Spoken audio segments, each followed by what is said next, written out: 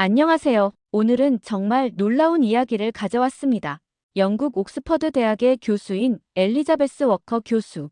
그녀는 영국 정부의 브렉시트 협상에도 참여했던 최고의 외교 전문가였는데요. 하지만 한국의 한 장면이 그녀의 모든 상식을 뒤흔들어 놓았습니다. 도대체 무슨 일이 일어난 걸까요? 이야기 시작하기 전에 좋아요와 구독 꼭 부탁드려요. 저는 엘리자베스 워커입니다. 영국 옥스퍼드 대학교에서 국제관계학을 가르치고 있어요. 48살인 지금까지 30년간 외교와 국제정치를 연구해왔습니다.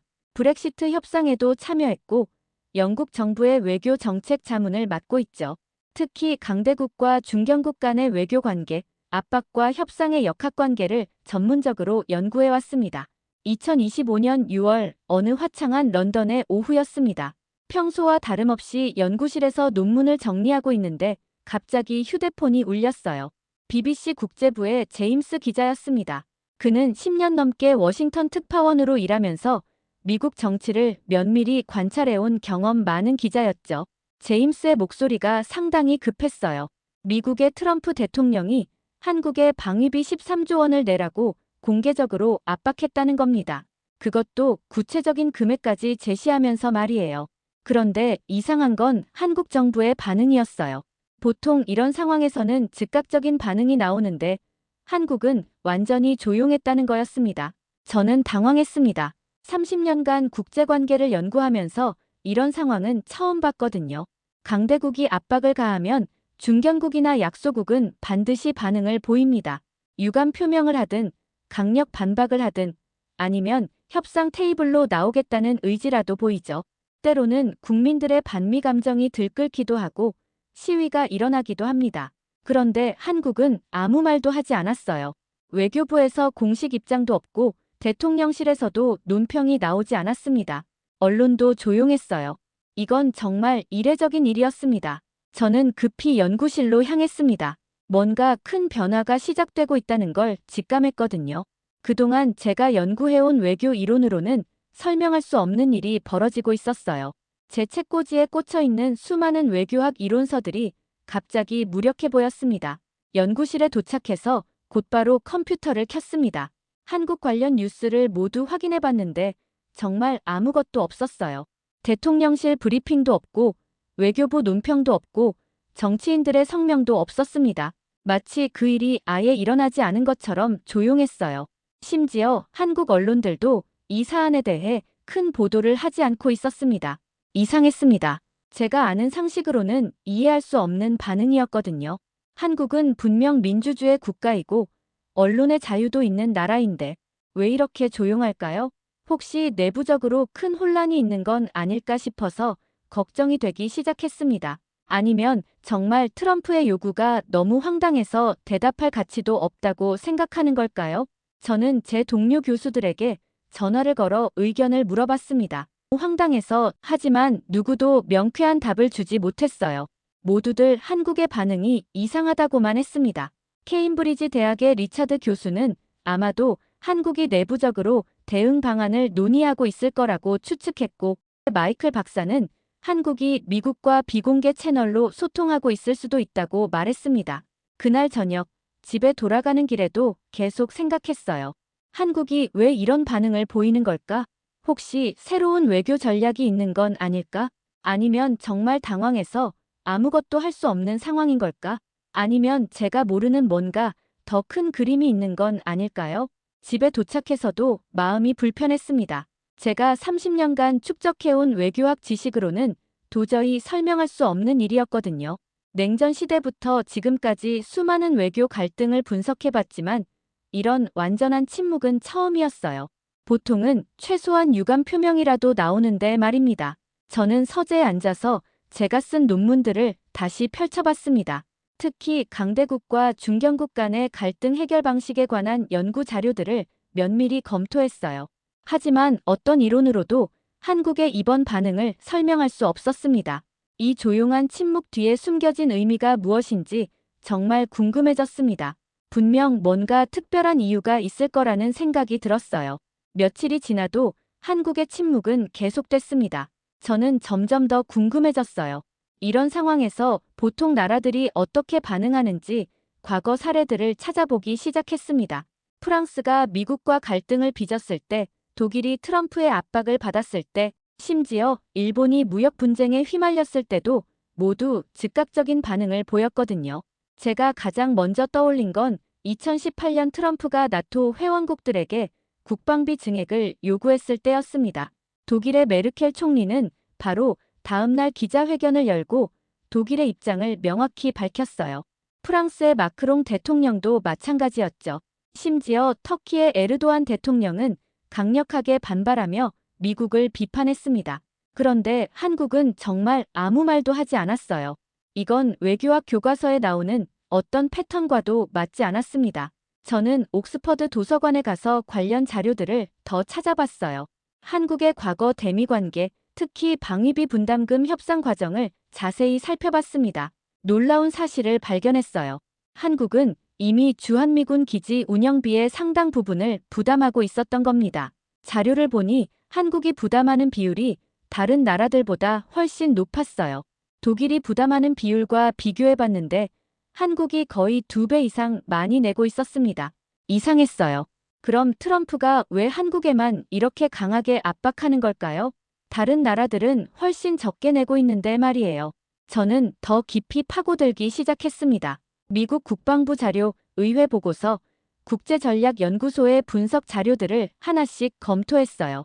그러던 중 제 동료인 케임브리지 대학의 리차드 교수에게서 흥미로운 이야기를 들었습니다. 그는 최근 워싱턴의 싱크탱크에서 열린 세미나에 참석했는데 거기서 미국의 한 국방 전문가가 한국에 대해 언급했다는 거예요. 그 전문가는 한국이 세계에서 가장 관대한 동맹국 중 하나라고 말했다고 해요. 리차드 교수의 말을 듣고 저는 더욱 혼란스러워졌습니다. 그럼 왜 트럼프는 한국을 압박하는 걸까요? 그리고 왜 한국은 이런 사실들을 공개적으로 반박하지 않는 걸까요? 보통 이런 상황에서는 정확한 숫자를 들어가며 반박하는 게 일반적인데 말이에요. 저는 제 조교인 사라에게 한국 관련 최신 뉴스를 계속 모니터링해달라고 부탁했습니다. 혹시 제가 놓친 반응이 있을지도 모르니까요. 하지만 일주일이 지나도 한국에서는 여전히 아무런 공식 반응이 나오지 않았어요. 오히려 신기한 일이 벌어지기 시작했습니다. 미국 언론들이 이 문제에 관심을 갖기 시작한 거예요. 처음에는 한국이 왜 반응하지 않는지 궁금해하는 정도였는데 점점 더 깊이 파고들기 시작했어요. 워싱턴 포스트의 한 기자는 실제로 한국이 얼마나 많은 방위비를 부담하고 있는지 조사하기 시작했다고 들었습니다. 이때쯤 저는 깨닫기 시작했어요. 한국의 침묵이 우연이 아닐 수도 있다는 걸 말이에요. 혹시 한국이 의도적으로 아무 말을 하지 않는 건 아닐까요? 만약 그렇다면 이건 정말 새로운 외교 전략일 수 있어요. 압박을 받았을 때 즉각 반응하는 대신 침묵으로 상대방이 스스로 진실을 찾아가게 만드는 거죠. 저는 이 가설을 검증해보고 싶어졌습니다. 과연 한국의 침묵이 의도된 전략일까요? 아니면 정말 당황해서 아무것도 할 수 없는 상황일까요? 이 질문의 답을 찾기 위해 저는 더 많은 자료를 수집하기 시작했어요. 한국의 과거 외교 패턴, 특히 위기 상황에서의 대응 방식을 분석해보기로 했습니다. 그런데 이 과정에서 놀라운 사실을 하나 더 발견했어요. 한국이 최근 몇 년간 국제 무대에서 보여준 행보들이 상당히 전략적이었다는 겁니다. 특히 경제적, 기술적 성과들이 눈에 띄었어요. 이런 성과들을 바탕으로 한국이 새로운 외교적 자신감을 갖게 된 건 아닐까 하는 생각이 들었습니다. 저는 밤늦게까지 연구실에 남아서 자료를 정리했어요. 한국의 이번 침묵이 과연 무엇을 의미하는지 파악하고 싶었거든요. 그런데 며칠 후 정말 예상치 못한 일이 벌어졌습니다. 미국 언론들이 직접 팩트체크에 나서기 시작한 거예요. 상황이 급변하고 있었습니다. 바로 그 일이 벌어졌습니다. 6월 넷째 주부터 미국의 주요 언론사들이 한국의 방위비 분담 실태를 본격적으로 조사하기 시작한 거예요.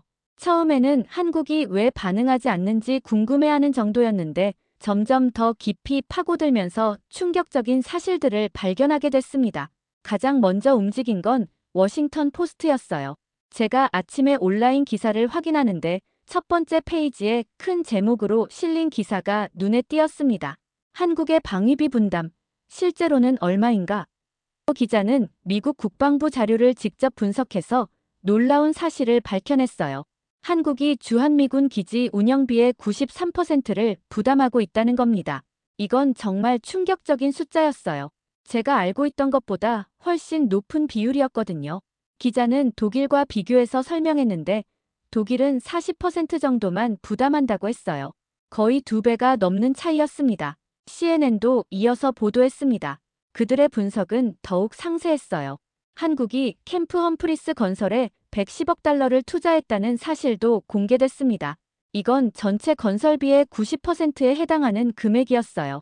미국이 아니라 한국이 거의 전액을 부담한 거였습니다. 저는 이 기사들을 읽으면서 정말 놀랐어요. 제가 30년간 연구해온 외교 관계에서 이런 경우는 처음 봤거든요. 보통은 주둔군을 보내는 나라가 비용을 부담하는데 한국은 정반대로 미군을 받아들이면서도 거의 모든 비용을 자신이 부담하고 있었던 겁니다. 뉴욕타임즈는 더 나아가서 국가별 비교 분석을 내놓았어요. 일본, 독일, 한국의 방위비 분담 비율을 비교한 건데 한국이 압도적으로 높았습니다.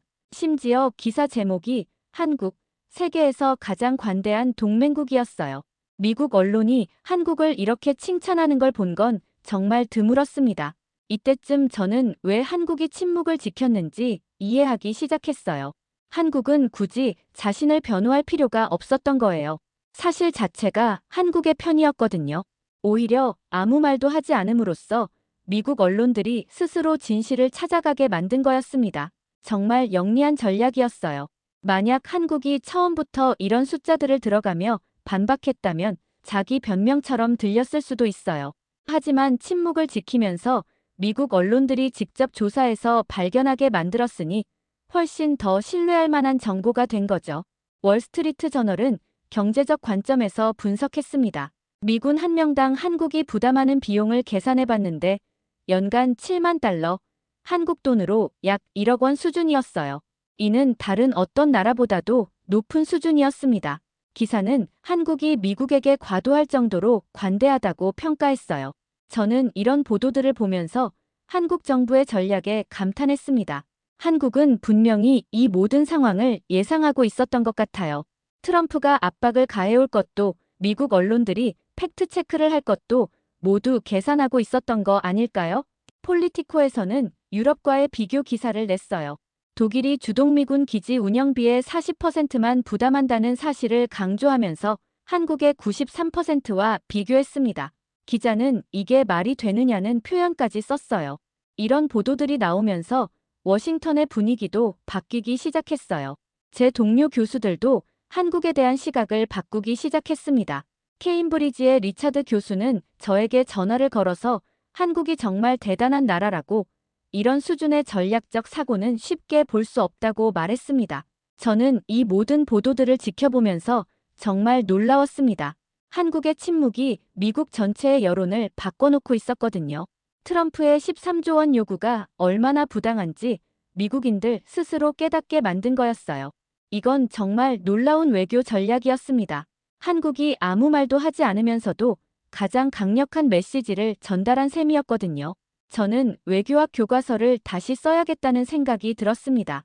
정말 새로운 패러다임이 필요해 보였어요. 저는 이런 보도들을 보면서 한국 정부의 전략에 감탄했습니다. 한국은 분명히 이 모든 상황을 예상하고 있었던 것 같아요. 트럼프가 압박을 가해올 것도 미국 언론들이 팩트체크를 할 것도 모두 계산하고 있었던 거 아닐까요? 폴리티코에서는 유럽과의 비교 기사를 냈어요. 독일이 주동미군 기지 운영비의 40%만 부담한다 해시태그 제3장 뒤바뀐 진실. 바로 그 일이 벌어졌습니다. 6월 넷째 주부터 미국의 주요 언론사들이 한국의 방위비 분담 실태를 본격적으로 조사하기 시작한 거예요. 처음에는 한국이 왜 반응하지 않는지 궁금해하는 정도였는데 점점 더 깊이 파고들면서 충격적인 사실들을 발견하게 됐습니다. 가장 먼저 움직인 건 워싱턴 포스트였어요. 제가 아침에 온라인 기사를 확인하는데 첫 번째 페이지에 큰 제목으로 실린 기사가 눈에 띄었습니다. 한국의 방위비 분담, 실제로는 얼마인가? 기자는 미국 국방부 자료를 직접 분석해서 놀라운 사실을 밝혀냈어요. 한국이 주한미군 기지 운영비의 93%를 부담하고 있다는 겁니다. 이건 정말 충격적인 숫자였어요. 제가 알고 있던 것보다 훨씬 높은 비율이었거든요. 기자는 독일과 비교해서 설명했는데 독일은 40% 정도만 부담한다고 했어요. 거의 2배가 넘는 차이였습니다. CNN도 이어서 보도했습니다. 그들의 분석은 더욱 상세했어요. 한국이 캠프 험프리스 건설에 110억 달러를 투자했다는 사실도 공개됐습니다. 이건 전체 건설비의 90%에 해당하는 금액이었어요. 미국이 아니라 한국이 거의 전액을 부담한 거였습니다. 저는 이 기사들을 읽으면서 정말 놀랐어요. 제가 30년간 연구해온 외교 관계에서 이런 경우는 처음 봤거든요. 보통은 주둔군을 보내는 나라가 비용을 부담하는데 한국은 정반대로 미군을 받아들이면서도 거의 모든 비용을 자신이 부담하고 있었던 겁니다. 뉴욕타임즈는 더 나아가서 국가별 비교 분석을 내놓았어요. 일본, 독일, 한국의 방위비 분담 비율을 비교한 건데 한국이 압도적으로 높았습니다. 심지어 기사 제목이 한국, 세계에서 가장 관대한 동맹국이었어요. 미국 언론이 한국을 이렇게 칭찬하는 걸 본 건 정말 드물었습니다. 이때쯤 저는 왜 한국이 침묵을 지켰는지 이해하기 시작했어요. 한국은 굳이 자신을 변호할 필요가 없었던 거예요. 사실 자체가 한국의 편이었거든요. 오히려 아무 말도 하지 않음으로써 미국 언론들이 스스로 진실을 찾아가게 만든 거였습니다. 정말 영리한 전략이었어요. 만약 한국이 처음부터 이런 숫자들을 들어가며 반박했다면 자기 변명처럼 들렸을 수도 있어요. 하지만 침묵을 지키면서 미국 언론들이 직접 조사해서 발견하게 만들었으니 훨씬 더 신뢰할 만한 정보가 된 거죠. 월스트리트 저널은 경제적 관점에서 분석했습니다. 미군 한 명당 한국이 부담하는 비용을 계산해봤는데 연간 7만 달러, 한국 돈으로 약 1억 원 수준이었어요. 이는 다른 어떤 나라보다도 높은 수준이었습니다. 기사는 한국이 미국에게 과도할 정도로 관대하다고 평가했어요. 저는 이런 보도들을 보면서 한국 정부의 전략에 감탄했습니다. 한국은 분명히 이 모든 상황을 예상하고 있었던 것 같아요. 트럼프가 압박을 가해올 것도 미국 언론들이 팩트체크를 할 것도 모두 계산하고 있었던 거 아닐까요? 폴리티코에서는 유럽과의 비교 기사를 냈어요. 독일이 주동미군 기지 운영비의 40%만 부담한다는 사실을 강조하면서 한국의 93%와 비교했습니다. 기자는 이게 말이 되느냐는 표현까지 썼어요. 이런 보도들이 나오면서 워싱턴의 분위기도 바뀌기 시작했어요. 제 동료 교수들도 한국에 대한 시각을 바꾸기 시작했습니다. 케임브리지의 리차드 교수는 저에게 전화를 걸어서 한국이 정말 대단한 나라라고 이런 수준의 전략적 사고는 쉽게 볼 수 없다고 말했습니다. 저는 이 모든 보도들을 지켜보면서 정말 놀라웠습니다. 한국의 침묵이 미국 전체의 여론을 바꿔놓고 있었거든요. 트럼프의 13조 원 요구가 얼마나 부당한지 미국인들 스스로 깨닫게 만든 거였어요. 이건 정말 놀라운 외교 전략이었습니다. 한국이 아무 말도 하지 않으면서도 가장 강력한 메시지를 전달한 셈이었거든요. 저는 외교학 교과서를 다시 써야겠다는 생각이 들었습니다. 정말 새로운 패러다임이 필요해 보였어요. 저는 한국 기업들의 미국 투자 패턴을 더 자세히 분석해보고 싶어졌습니다. 정말 우연의 일치일까요? 아니면 치밀한 계획이 있었던 걸까요? 제 조교사라에게 삼성과 SK하이닉스의 해외 투자 이력을 모두 조사해달라고 부탁했어요. 며칠 후 사라가 가져온 자료는 정말 놀라웠습니다. 삼성의 텍사스 투자는 2021년에 갑자기 시작된 게 아니었어요. 이미 2018년부터 단계적으로 준비되고 있었던 거였습니다. 첫 번째는 기존 오스틴 공장의 확장이었고 두 번째가 신규 파운드리 공장 건설이었어요. 더 흥미로운 건 투자 결정 시점이었습니다. 2020년 코로나가 한창일 때도 삼성은 미국 투자를 멈추지 않았어요. 오히려 더 확대했습니다. 당시 많은 기업들이 투자를 미루거나 축소하고 있었는데 말이에요. 삼성은 정반대의 길을 걸었던 거였습니다. SK하이닉스의 행보도 마찬가지였어요. 이 회사는 2019년부터 인텔과의 협력을 강화하기 시작했습니다. 메모리 반도체 기술 공유뿐만 아니라 생산 기반까지 함께 구축하는 장기 계약을 체결했어요. 당시에는 단순한 기술 협력 정도로 보였는데 지금 보니 미국 현지화 전략의 일환이었던 거죠. 저는 이런 패턴을 보면서 한 가지 의문이 들었어요. 한국 기업들이 정말 무역 분쟁을 예상하고 미리 준비한 걸까요? 아니면 다른 이유가 있었던 걸까요? 케임브리지의 리차드 교수와 이 문제를 놓고 오랫동안 토론했습니다. 리차드는 흥미로운 관점을 제시했어요. 한국 기업들이 단순히 무역 분쟁만을 염두에 둔 게 아니라 글로벌 공급망의 근본적 변화를 예상했을 수도 있다는 거였습니다. 팬데믹 이후 각국이 자국 내 생산 기반 확보에 나서고 있으니까요.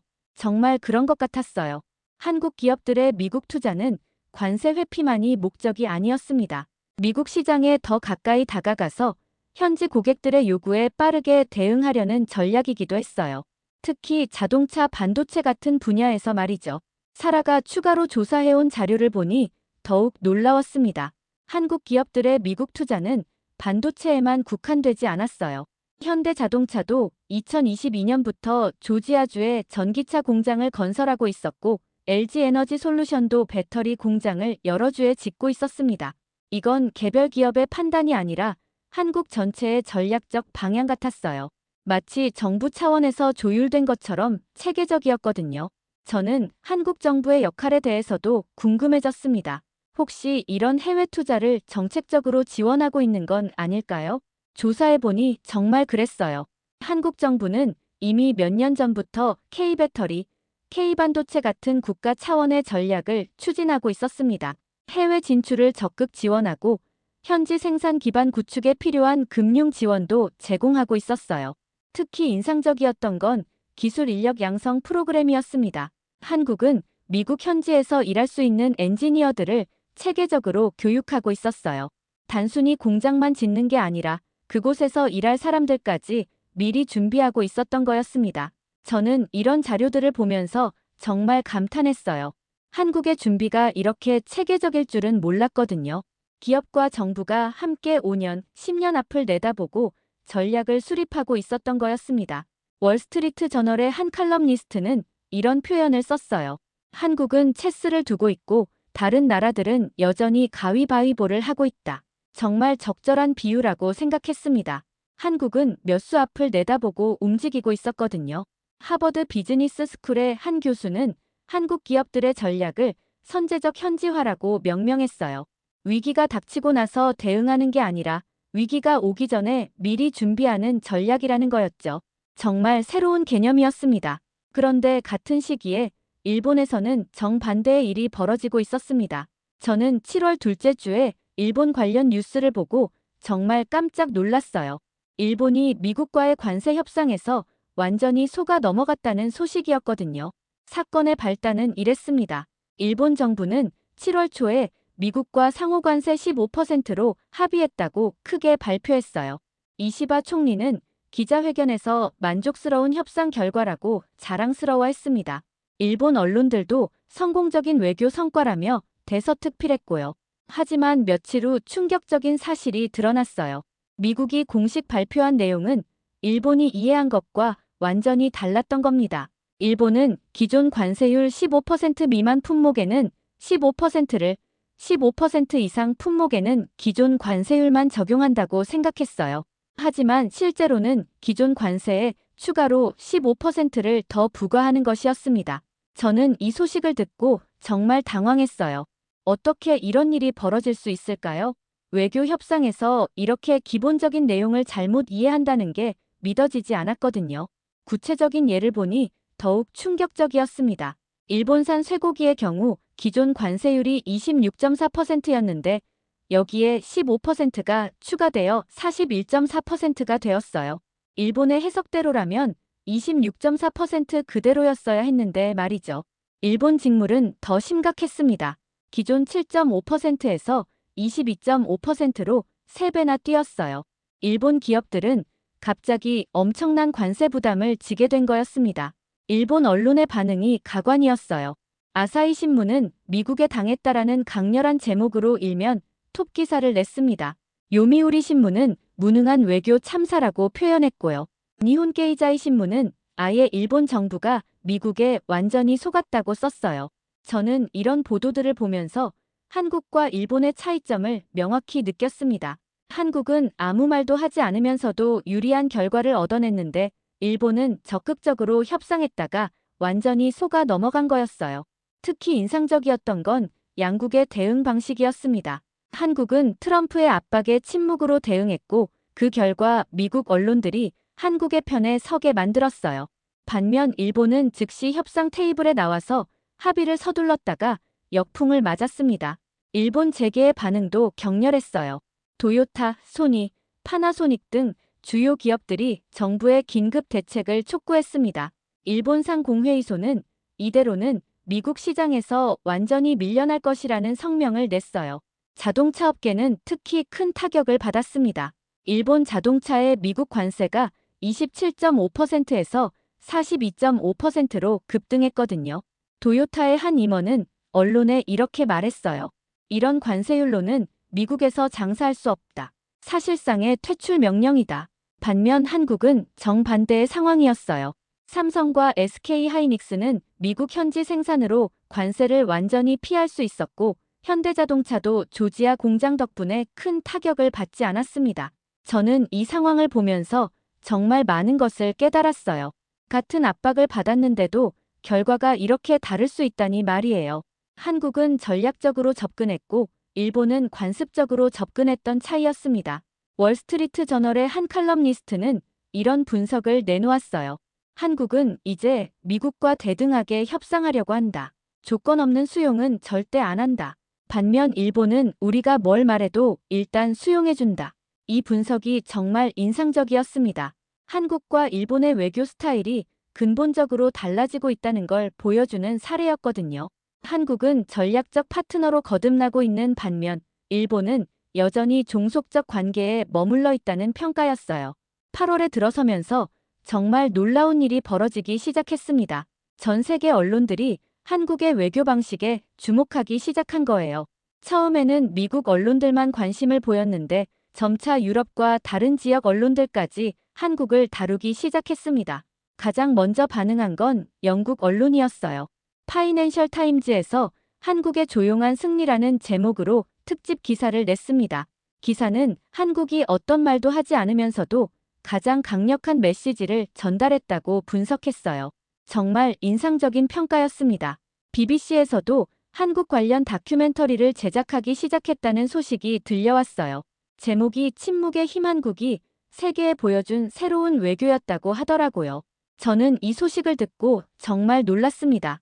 BBC가 한국의 외교 전략만으로 다큐멘터리를 만든다니 말이에요. 독일 언론들의 반응도 흥미로웠어요. 프랑크푸르터 알게마인의 차이퉁에서는 한국에서 배우는 협상술이라는 칼럼을 실었습니다. 칼럼니스트는 독일도 한국의 전략적 침묵을 배워야 한다고 주장했어요. 특히 미국과의 관계에서 말이죠. 프랑스의 르몽드도 한국을 주목했습니다. 21세기 외교의 새로운 모델이라는 제목으로 한국의 사례를 분석한 기사를 냈어요. 기사는 한국이 감정이 아닌 전략으로 승부한다고 평가했습니다. 가장 놀라웠던 건 학계의 반응이었어요. 하버드 케네디 스쿨에서 한국식 외교 강좌를 신설했다는 소식이 들려왔습니다. 학생들의 관심이 폭발적이어서 수강 신청이 마감됐다고 하더라고요. 미래의 외교관들이 한국에서 배우고 싶어 한다니 정말 감동적이었습니다. 브루킹스 연구소에서는 한국 외교의 새로운 패러다임이라는 제목으로 세미나를 개최했어요. 워싱턴의 주요 싱크탱크들이 모두 참석했다고 들었습니다. 세미나에서는 한국의 전략적 침묵이 어떻게 미국 여론을 바꿔놨는지 심도 있게 분석했다고 해요. 조지타운 대학교 외교대학원에서도 한국 사례 연구 강좌를 신설했습니다. 강좌명이 21세기 스마트 외교 한국 모델의 교훈이었어요. 강의 내용을 보니 한국의 침묵 전략, 장기적 사고, 그리고 위기를 기회로 바꾸는 능력을 중점적으로 다룬다고 하더라고요. 유럽의 반응도 인상적이었습니다. 브뤼셀에서 열린 EU 외교안 보정책 고위 대표 회의에서 한국의 사례가 논의됐다는 소식이 들려왔어요. EU도 미국과의 관계에서 한국의 전략을 참고하고 싶어 한다는 거였습니다. 프랑스 외무부의 한 고위 관계자가 파이낸셜 타임즈의 한 인터뷰가 특히 인상적이었어요.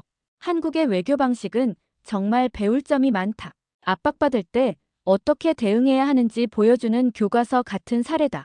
유럽도 미국과의 관계에서 참고할 만한 전략이다.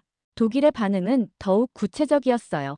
베를린의 한 싱크탱크에서 한국식 외교 전략 분석 세미나를 열었는데 독일 외무부 관계자들이 대거 참석했다고 들었습니다.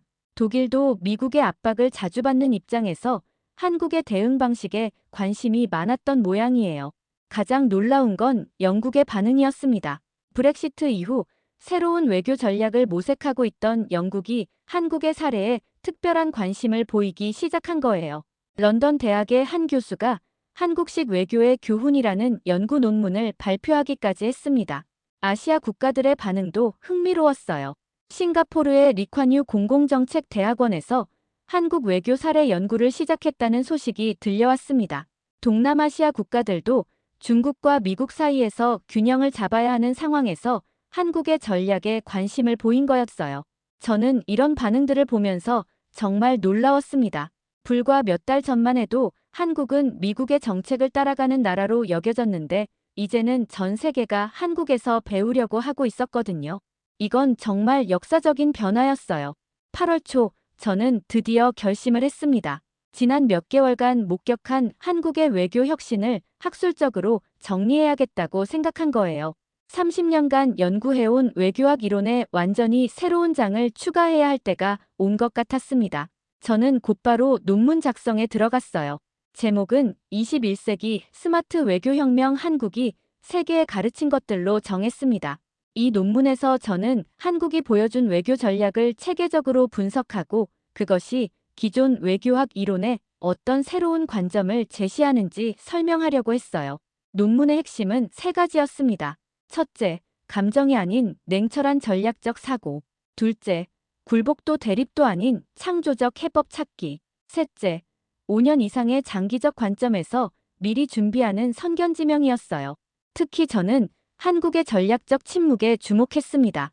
이는 기존 외교학 교과서에는 없는 완전히 새로운 개념이었거든요. 압박을 받았을 때 즉각 반응하는 대신 침묵으로 상대방이 스스로 진실을 발견하게 만드는 고도의 심리전이었어요. 이 전략의 천재성은 단순함에 있었습니다. 한국은 아무 말도 하지 않았지만 그 침묵이 가장 강력한 메시지가 됐거든요. 미국 언론들이 스스로 팩트체크에 나서게 만들었고 그 결과 한국의 관대함이 객관적으로 증명됐어요. 논문을 쓰면서 저는 한국 기업들의 선제적 현지화 전략도 깊이 분석했습니다. 삼성과 SK하이닉스가 5년 전부터 미국에 투자한 것은 단순한 사업 확장이 아니라 미래의 무역 분쟁을 대비한 치밀한 전략이었어요.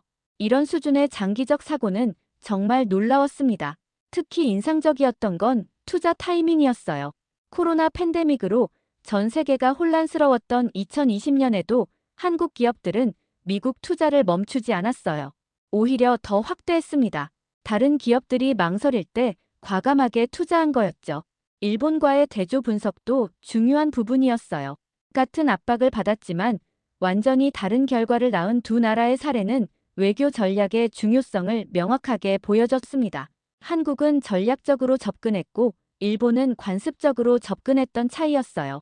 한국과 일본의 차이점을 분석하면서 저는 흥미로운 패턴을 발견했습니다. 한국은 준비된 침묵을 선택했지만 일본은 성급한 합의를 추구했어요. 결과는 극명하게 갈렸습니다. 한국은 미국 여론의 지지를 받았고 일본은 속임을 당했죠. 제가 특히 주목한 건 한국 정부와 기업 간의 조율이었어요. 마치 하나의 큰 그림 안에서 각자의 역할을 완벽하게 수행하는 것 같았거든요. 정부는 외교적 침묵을 유지했고 기업들은 현지화 전략을 추진했어요. 이런 수준의 협력은 다른 나라에서는 보기 어려웠습니다. 논문 작성 과정에서 저는 수많은 동료 학자들과 토론했어요. 처음에는 한국의 접근 방식이 너무 위험하다고 우려하는 목소리도 있었습니다. 하지만 결과를 보고 나서는 모두들 감탄했어요. 한국이 정말 새로운 외교 패러다임을 제시했다고 인정했습니다. 케임브리지의 리차드 교수는 저에게 이렇게 말했어요. 한국은 체스 마스터 같다. 상대방이 다음 수를 두기도 전에 이미 몇 수 앞을 내다보고 있어. 정말 적절한 비유였습니다. 이 논문은 제 학술 인생의 정점이 될 것 같습니다.